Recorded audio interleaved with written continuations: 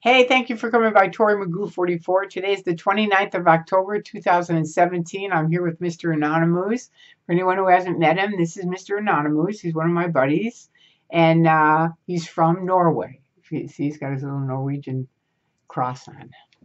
And hi, Andreas. That's where I got him when I went to visit Andreas in Norway, who runs the website xenu.net, xenu.net, which is an excellent site if you haven't seen it. Okay, so anyway, hi. Hello to all of you. I have on my Halloween horns. It's Halloween Tuesday night, and I'm getting ready for it. And I want to wish you all a happy Halloween. I'm starting a little series that I'm going to do on Scientology, the good and the bad and the ugly. Okay, so I'm starting out about the good. Okay, just to kind of get in, like, how can this happen? Because people ask me all the time, like, well, what happened that you got in?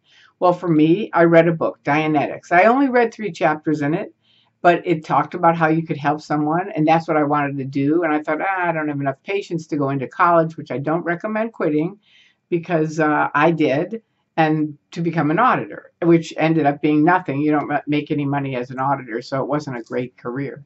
But I did do it. That's what got me into Scientology. And the first thing that most people do in Scientology is what they call the communication course, which most of us agree was a pretty good course. The original communication course has gotten real extensive and, creepier now. But in the old days, it was pretty cool. They basically just teach you what they call training routines, and they're ways of communicating. And the first one is the original one we had was just TR0, which is you just sit and face another person and confront them, right? Because LRH said a lot of people can't confront. So that was it. Then he came up with OTTR0, where you're sitting with your eyes closed and you're supposed to just be there comfortably, which, again, a lot of people have a hard time with. Then the next one is TR0 bull baiting, which is something that this is why I tell people don't yell things at Scientologists when you pick it, because they are trained in this bull baiting routine where people will yell all these really nasty things at you, and you just get where you can just face it. It's just sort of like, okay, whatever, and be there comfortably. So that's why you don't want to be yelling at them, because they're drilled on it. They know that. They're not drilled on love. They're not drilled on affinity and really helping someone. Not that much. So anyway, there's TR0 bull bait.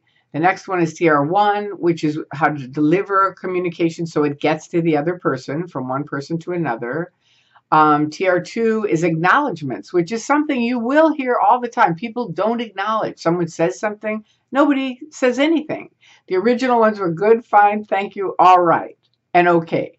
Those were the original acknowledgments. Later, Hubbard came up with you have to be real with an acknowledgment. So if someone says, which happened to me, my mother called me and said, your father just walked in the door and had a heart attack and died.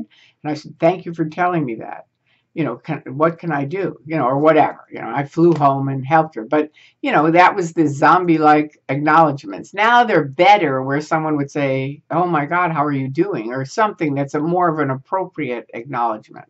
So anyway, that's TR2. TR3 is repeating the question over and over until you get an answer.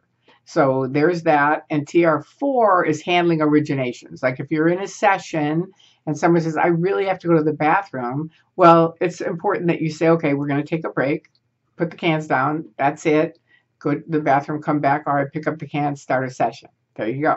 Or if they go, I just feel like I don't want to do this anymore, then you've got to handle it, right? So anyway, those are their basic TRs. That's what it was. And most people that did the communication course really liked it. So that was the good side of it. The bad side of it is when you're doing that course, the first thing you learn is keeping Scientology working.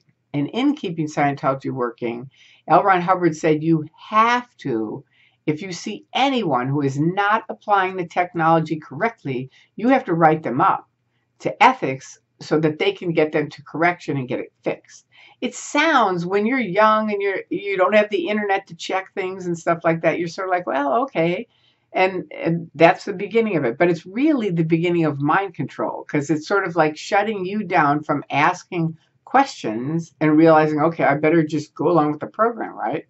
And so that's the bad of it. And the ugly of it is once you're in ethics, they will say to you, let's say you say, I want to leave. I don't want to do this anymore. I'm really done. That's it. You have to pick there's a list of conditions and you have to pick which condition you're in. And of course, wanting to leave is a condition of doubt where you're not sure whether you want to be with them or out. So, okay, once you apply doubt, you have to write up all the good things about Scientology and the few little itty bitty good things about wherever you want to leave to. And generally, it balances out to where, okay, I'm going to stay with Scientology. And that's kind of the ugly of it, because you continue to keep getting roped in over and over on this, okay, I'll give it another try. For years, I was there for 30 years, giving it another try, right? I was on OT7. It's like a triangle. OT8 is the top. I was on OT7 for 7 years, giving it a try. I never had a win on OT7. And that's a whole different story. But anyway, they're good at what they do on keeping you roped in, keeping you in their Scientology Truman Show, which is what I call it. If you haven't watched the Truman Show, watch it. It's very similar to Scientology.